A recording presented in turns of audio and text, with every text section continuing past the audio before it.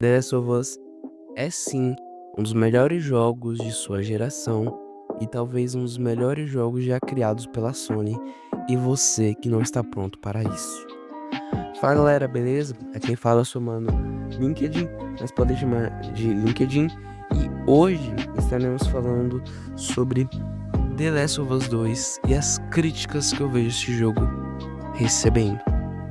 Primeiramente, já deixa o seu like, se inscreve, então vamos para o vídeo.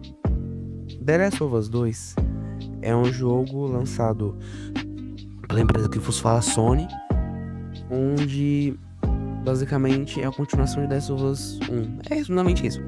E ele conta a história do que aconteceu com a Ellie e o Joel depois dos acontecimentos do primeiro jogo. E é um jogo que muitos criticam por alguns pontos que eu vou separar aqui e vou falando pra vocês o porquê, na minha opinião, esses pontos não fazem tanto sentido. Por exemplo, a morte do Joel.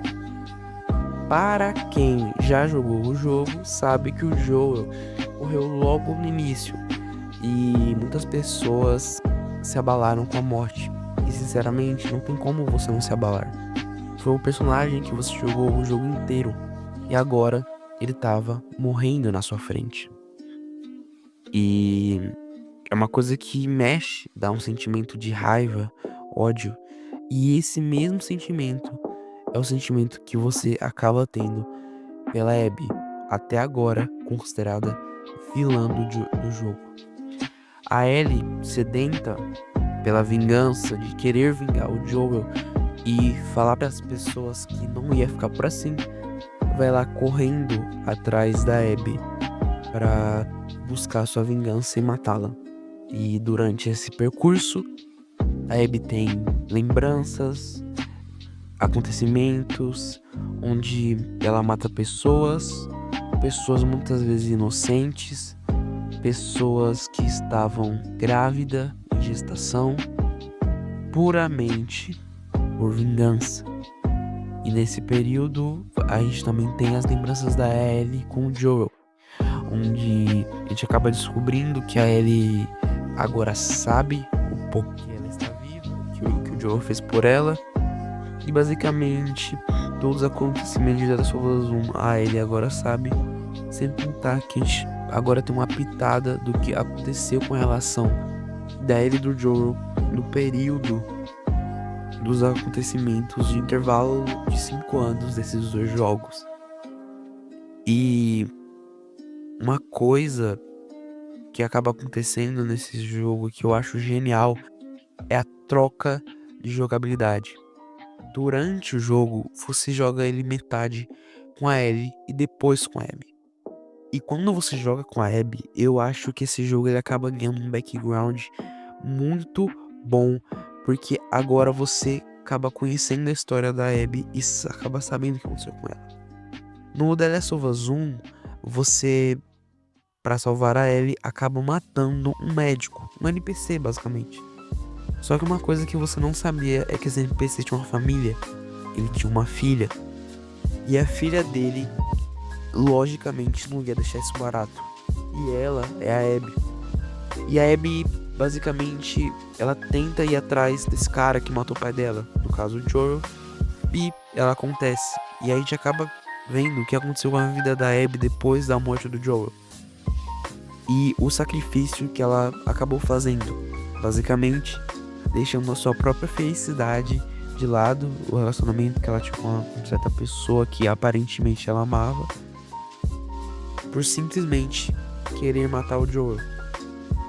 Sendo que a Abby tinha uma vida boa, vivia num lugar bom, seguro, eram basicamente com sobrevivendo muito bem, mas por pura vingança, acabou deixando toda a sua segurança, pessoas que amava, basicamente por querer matar alguém, que acabou com as mortes que sabemos que aconteceu no jogo.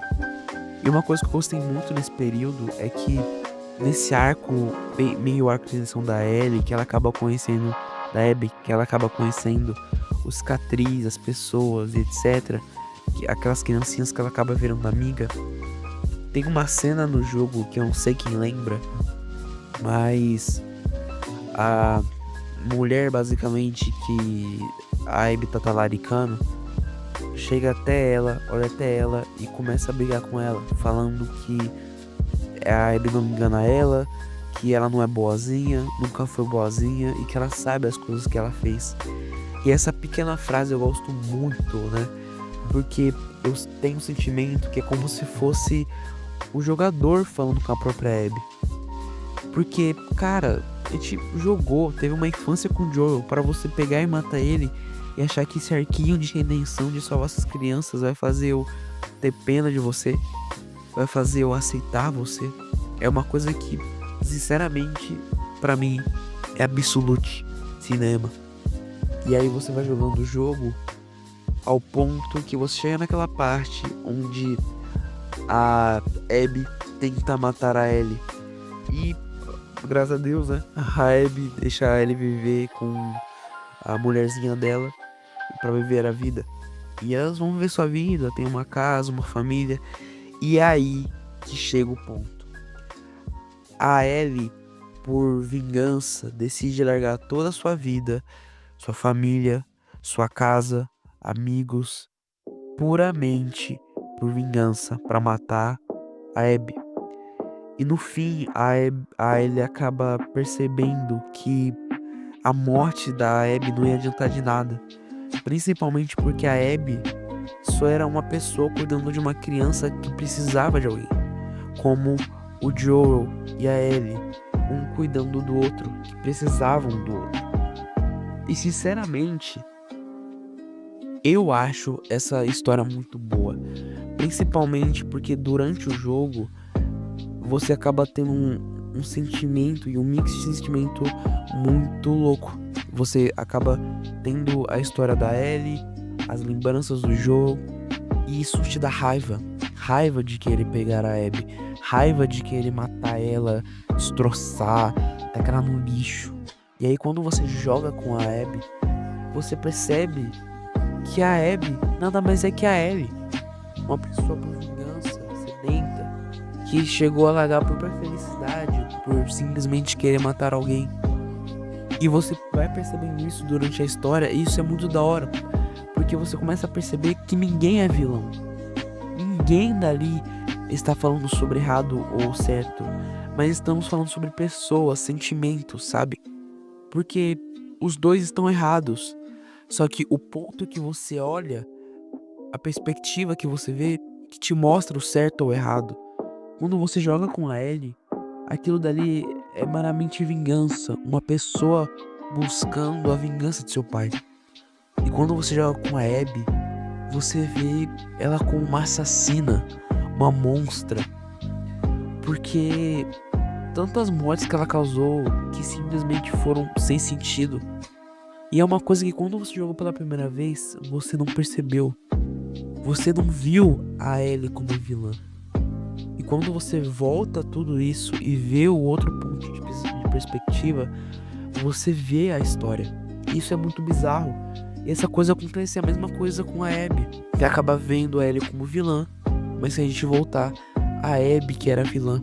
E esse misto eu acho muito da hora, porque isso basicamente é uma aula, deve fazer uma aula de ética moral, do que você se considera o certo ou errado, o injusto ou o injusto, sabe? E essa parada de vingança, se ela levaria a algum lugar. Muitos dizem que, na verdade, o certo seria a Ellie matar a Abby. Mas será que isso ia chegar a um fim? E se aquele cicatriz não quisesse ir lá e pegar e matar a Ellie, basicamente? Porque a Abby basicamente virou o quê? A mãe dele? E se ele crescesse e quisesse matar a Ellie? E essa vingança continuasse sem fim? Agora sabemos que isso tudo tem um fim.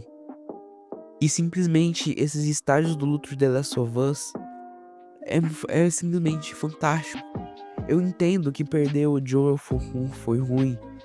Um cara que simplesmente, se a gente na vida real, seria aquele tiozinho do bar que às vezes bebeu umas brejas, mas tem um papo muito gente boa. Só que simplesmente um dia ele morre. E isso te dá tristeza, raiva, angústia. Mas é motivo suficiente pra você querer ir atrás com as pessoas que mataram ele pra simplesmente continuar uma guerra sem sentido. A própria guerra entre os cicatrizes e os lobos, na minha opinião, seria esse sentimento de guerra sem sentido.